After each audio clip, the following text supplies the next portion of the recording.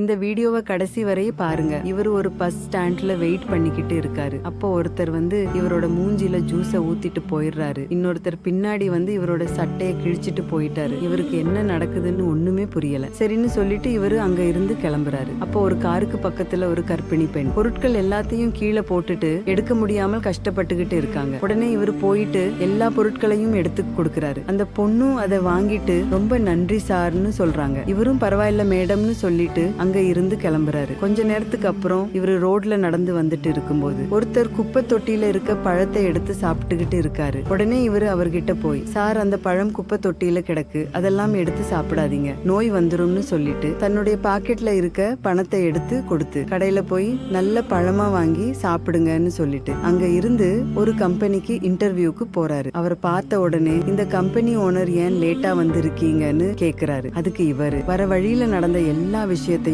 சொல்றாரு. சொல்லிட்டு நீங்க எனக்கு வேலை கொடுக்க வேண்டாம் சார், லேட்டா வந்தது என்னுடைய தப்பு தான், நான் கிளம்புறேன்னு சொல்லிட்டு அங்க இருந்து கிளம்புறாரு. உடனே இந்த கம்பெனி ஓனர் இவருக்கு டார்ச்சர் கொடுத்த எல்லாத்தையுமே வர சொல்றாரு. அவங்கள பார்த்த உடனே இவரு ஷாக் ஆகிட்டார். ஆக்சுவலா என்ன நடந்துச்சுன்னா, இந்த கம்பெனி ஓனர் இவருக்கு டெஸ்ட் வச்சிருக்காரு. வெவ்வேறு சூழ்நிலைகளை இவர் எப்படி ஹேண்டில் பண்றாரு, இவருடைய மனநிலை எப்படி இருக்குன்னு செக் பண்றதுக்காக தான் இந்த கம்பெனி ஓனர் இந்த மாதிரி ஒரு விஷயத்த பண்ணி இருக்காரு. உங்களுடைய மனநிலை எப்படி இருக்கு, நீங்க அதை எப்படி ஹேண்டில் பண்றீங்கன்னு தெரிஞ்சுக்கிறதுக்காக தான் நான் இப்படி பண்ணேன், என்ன மன்னிச்சிடுங்க, உங்களுக்கு வேலை கன்ஃபார்ம், நாளையில இருந்து வேலைக்கு ஜாயின் பண்ணிக்கோங்க, உங்களுக்கு மாசம் 1,00,000 ரூபாய் சம்பளம்னு சொல்றாரு. இந்த கம்பெனி ஓனர் செய்த வித்தியாசமான செயல் உங்களுக்கு பிடிச்சிருந்தா இந்த வீடியோவுக்கு ஒரு லைக் போட்டு கமெண்ட்ல சூப்பர்னு கமெண்ட் பண்ணுங்க.